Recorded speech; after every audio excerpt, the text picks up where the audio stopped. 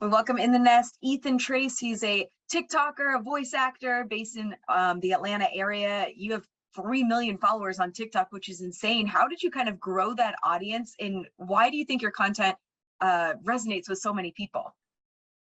Thank you, Kelly. Well, I actually originally started on an app called Vine, and it took me forever to find my audience. Vine was a whole different ball game, and I eventually came to figure out that what I loved doing was comedy and doing voice impressions. It started with cartoon characters, like everybody does Family Guy, hey Lois, or hey Peter, and it evolved to just learning the art of impersonating so many people, and it just became so much fun. And then Vine's algorithm did not really do me well with success. I took 2 years after Vine got deleted. I got my degree in TV and film, and then I started working in the film industry, worked on a couple of movies, and I worked on a bunch of Atlanta shows like The Vampire Diaries, The Originals, as extra, stand-in.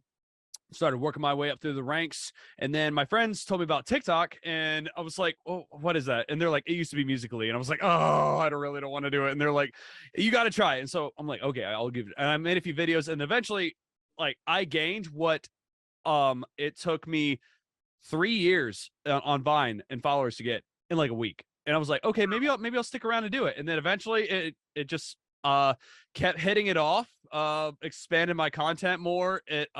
The algorithm on TikTok was great because it shows you your videos to people who do not follow you, which really worked out in my favor, because I was like, dang, do people really like my content at all? Like on Vine, I was getting really discouraged. And then it turns out there were a lot of people out there who really liked some of the things that I post. And that felt really, really great and encouraged me and inspired me to do more. And that's where I've met a bunch of my friends that I have today, especially like across the country, all the events that we get invited to get to meet them in person, and even some celebrities I've become mutuals with, bands like 3 Days Grace, Bowling for Soup, voice actors like Rob Paulson, Tara Strong, people I grew up watching. It's an amazing experience, and I just really hope that that the way that some of these people inspire me to do what I do today, maybe I can do for others, and help them accomplish their dreams.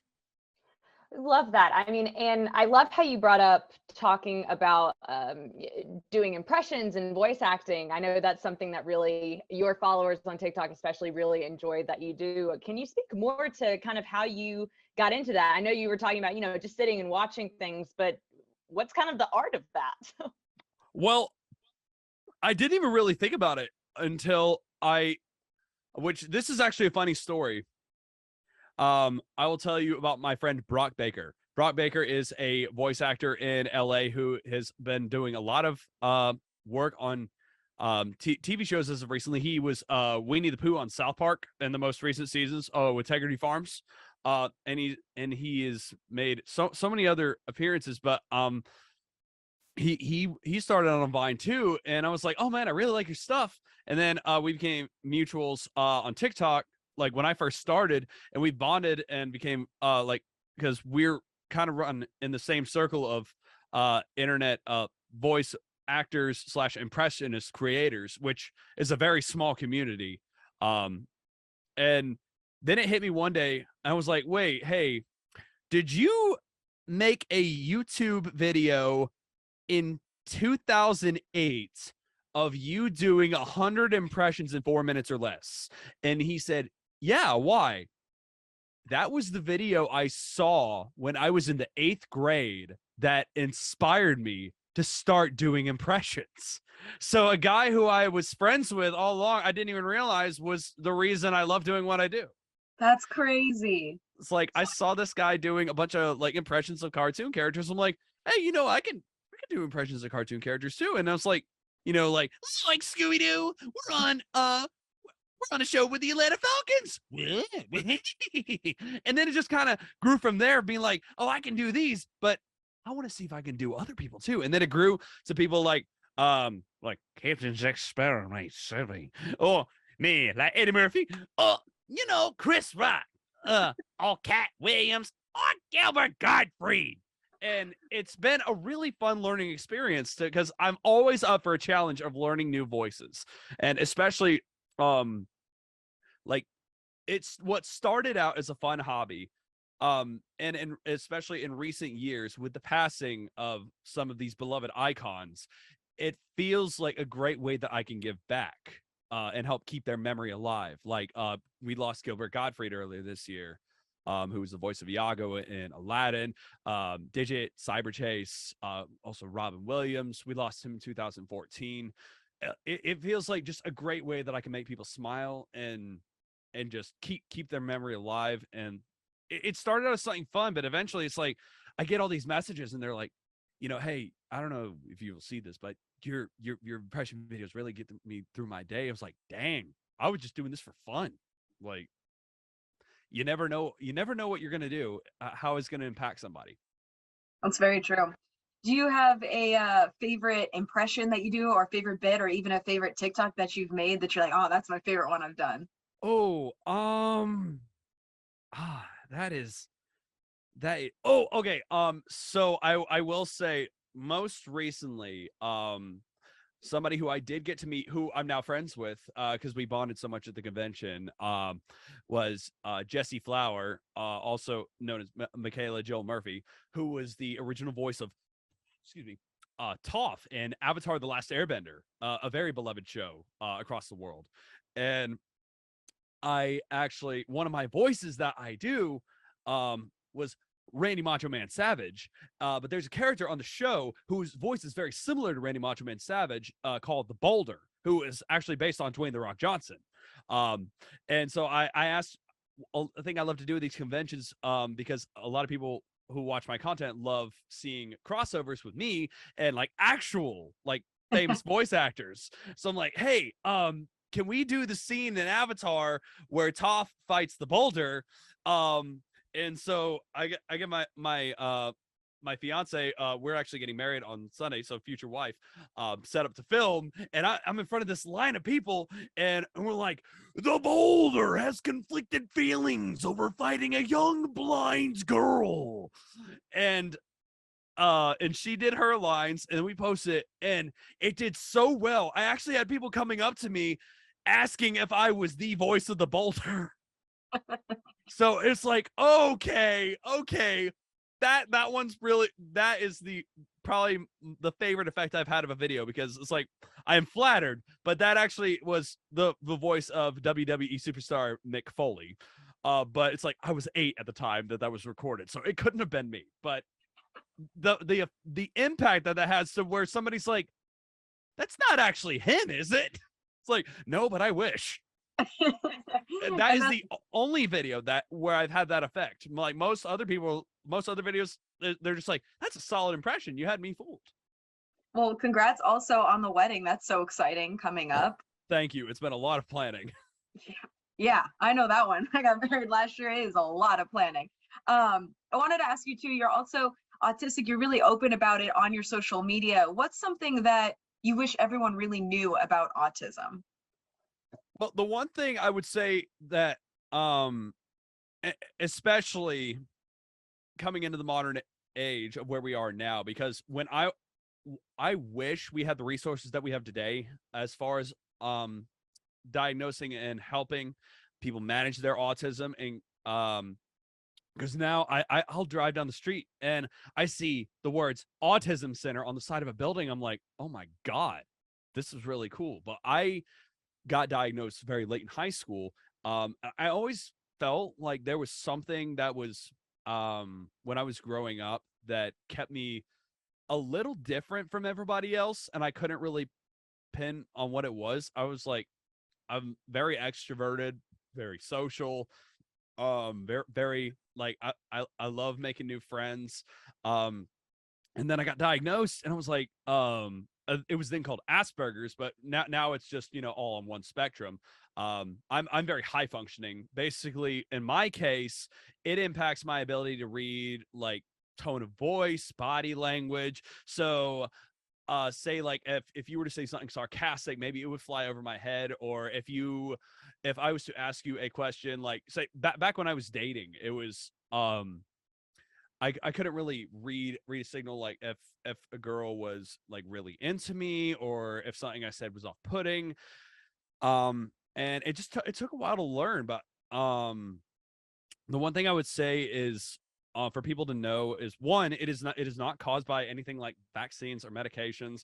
It is a genetic disorder. And it ranges on a spectrum from like high functioning to low functioning, meaning like people who can learn to adapt to it and live on their own, to others who will have to like either live with their parents or have assisted living or help for the rest of their lives. But just get to know the symptoms of what it is. Like, I can't tell you how many times where I've been out at a like a bar or something in Athens, and my best friend who knows me, my best friend Clay knows me better than anybody else. And we'll be hanging out, and then like a conversation comes up, and then I'll just like say something, thinking nothing of it, and like not meaning anything bad, and then somebody gets really like upset or pissed off, and then I'll have somebody, you know, come up to me afterwards like, hey, he thought you were kind of dissing on him. Like, oh dude, no, that's not what I meant at all. Like, I'm just I'll take that into consideration from now on. It's just if people would get to learn more about autism instead of staying like, oh, what is autism? Is it like this is it contagious? Is it this weird disability? It makes you weird? No. Because once you get to learn about it, get to know somebody, you would be surprised the amazing things. Like what I always tell people is like, I'm really great at reading math. I can do it in my head like a supercomputer. I'm really great at reading books and taking in information really quickly. The one thing I can't read though is the room. I like that. That is so great. I mean, I think that's just good advice for people in general. Like, just be kind to people. You never know what everybody else is going through. I think that's really great. Now, I'm glad that you brought up Athens.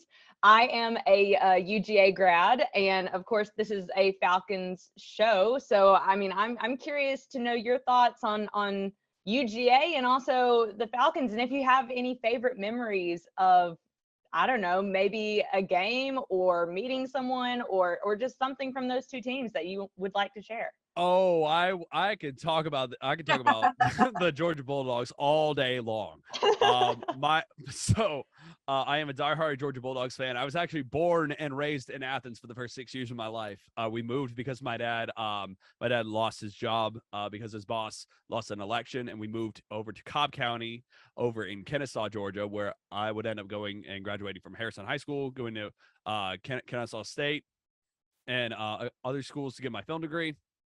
But the culture in Athens is great. There's not another football town in America like it. The energy, 92,000 people saying "Go Dogs" in unison sends chills down my spine every time. One of my favorite memories, my first actual football game that I went to was actually a nightmare. It was at Neyland Stadium in 2007 under the Fulmer era, and we got spanked.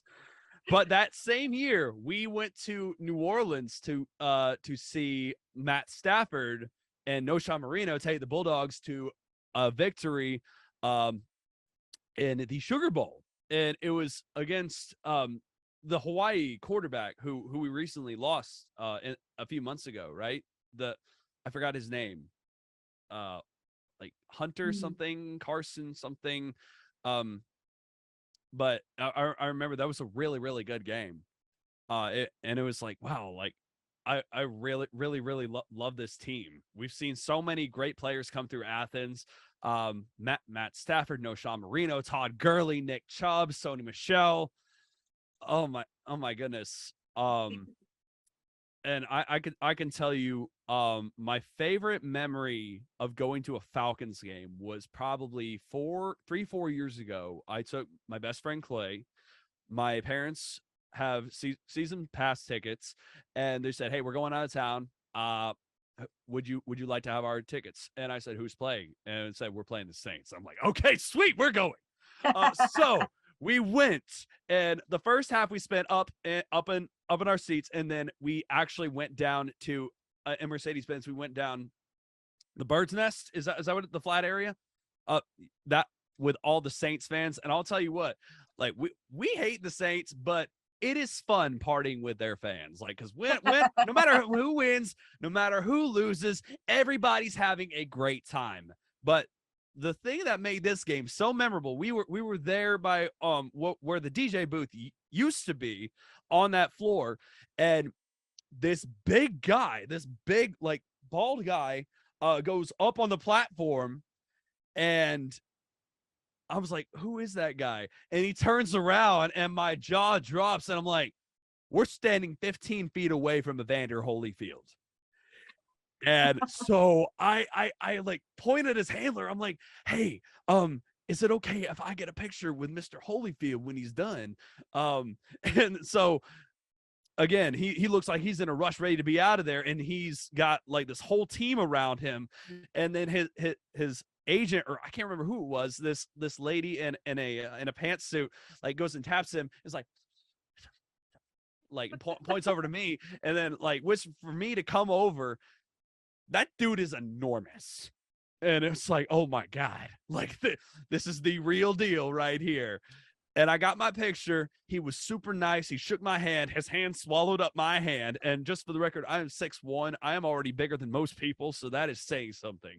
And immediately after I leave, this team of like 8 giant security guards swoop in around him and circle him, and they're leaving. And everybody else trying to be like, Mr. Holyfield, can we get a picture? So like I was the only one who got to take a picture with him that day. And it was like, I will never forget this. And even though we ended up losing in double overtime, it was such a fun game, such a fun experience, such a great time with the fans. Like, I will say, out of all the trash talking and rivalries in the NFL, the worst experiences I've had with other teams, not teams from our division, like they're actually pretty cool. Like, got flown down to Tampa for the Super Bowl in 2020. Oh my god, leaving the game, I'm glad I did not drive, because the traffic was standstill for 3 hours outside of the stadium. People were standing on their trucks with like smoke flares and flags and cigars, and they were taking shots, taking off their shirts, and it was absolute madness. Yeah, Florida people are insane, and I can say that because I'm actually from Tampa, so I can say Florida people are insane. Y'all are a different breed down there. I don't know how y'all do it.